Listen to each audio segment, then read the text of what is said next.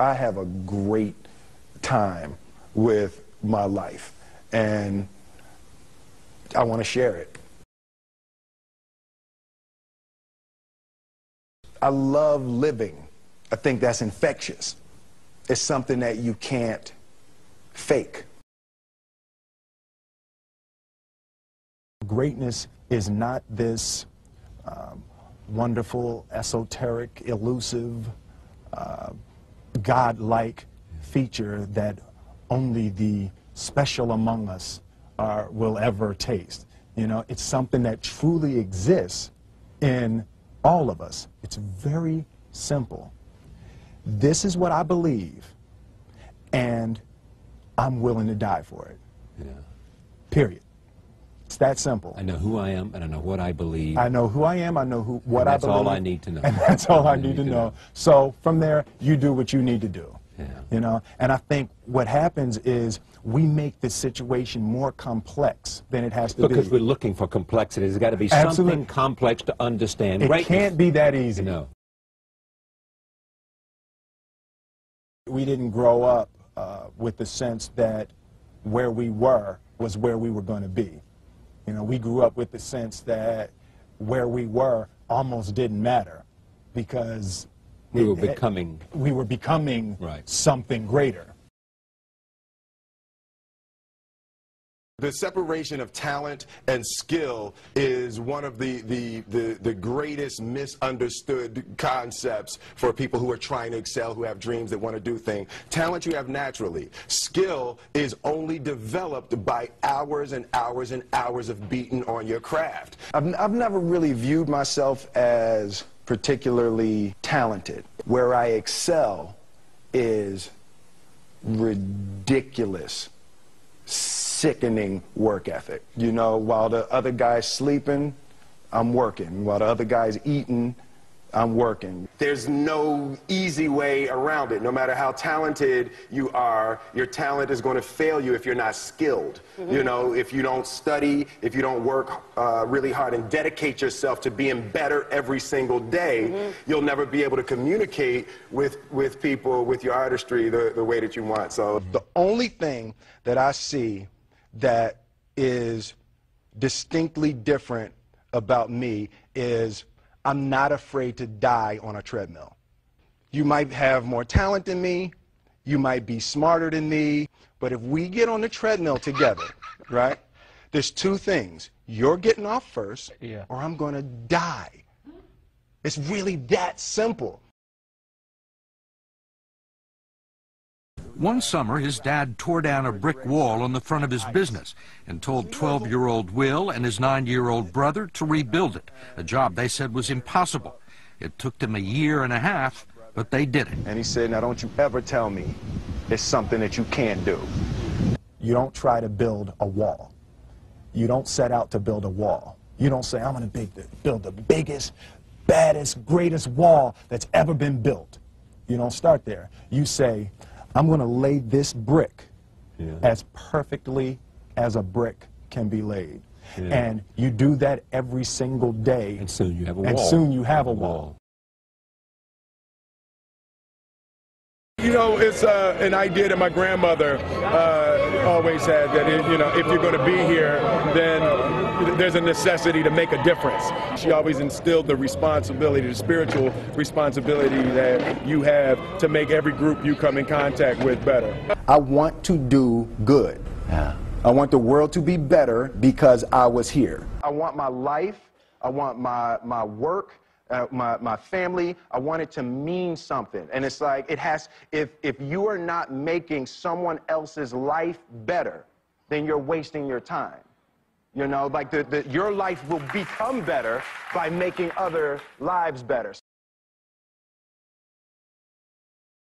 I want to represent an idea. I want to represent possibilities.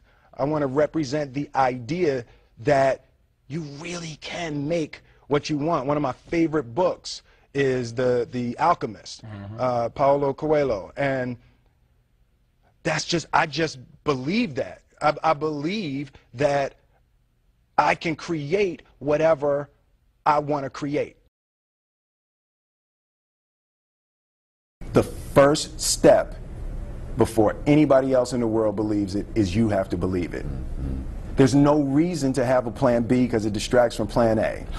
I think that there's a certain delusional quality that all successful people have to have. You have to believe that something different than what has happened for the last 50 million years of history. You have to believe that something different can happen. Confucius said, he who says he can and he who says he can't are both usually right. Being realistic is the most commonly traveled road to mediocrity. Why would you be realistic? What's the point of being realistic? Just put up a barrier. Yeah, I'm going to do it. It's done. It's already done. The second I decide it's done, it's already done. It's now we just got to wait for y'all to see. It's unrealistic to walk in a room and flip a switch and lights come on. That's unrealistic. Fortunately, Edison didn't think so. It's unrealistic to think you're going to bend a piece of metal and fly people over an ocean in that metal. That's unrealistic. But fortunately, the Wright brothers and others didn't believe that. And it just seems like such a ridiculous idea to me to embrace the idea that it's not going to happen and that's not real for that to happen. As soon as you say it, now you just made that real. Our thoughts, our feelings, our dreams, our ideas are physical in the universe. That if we dream something, if we picture something, if we commit ourselves to it, that is a physical thrust towards realization that we can put into the universe. That the universe is not a thing that's going to push us around. That the world and people and situations are not something that are going to push us around. That we are going to bend the universe and command and demand that the universe become what we want it to be. I study the patterns of the universe. There's a redemptive power that making a choice has, you know, rather than feeling like you're at effect to all the things that are happening. Make a choice, right? You just decide what it's going to be, who you're going to be, how you're going to do it. Just decide. And then from that point, the universe is going to get out your way. It's like it's water. It wants to move and go around stuff, you know. You know, there's a flow of the universe that I've grown to know just how to go with it. I realized that to have the level of success that I want to have, it's difficult to spread it out and do multiple things. It takes such a desperate, obsessive focus. You really got to focus with all of your fiber and all of your heart and all of your creativity. I'm motivated by fear. Fear. You know? Fear of what? Fear of fear. I hate being scared to do something. And I think what developed in my early days was the attitude that I started attacking things that I was scared of.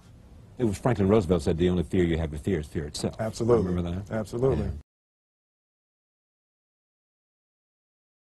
You can't be scared to die for the truth. The truth is the only thing that's ever going to be constant. Don't ever let somebody tell you you can't do something. Not even me. All right? You got a dream, you got to protect it.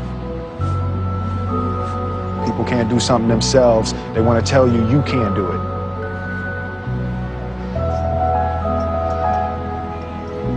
You want something, go get it. Period.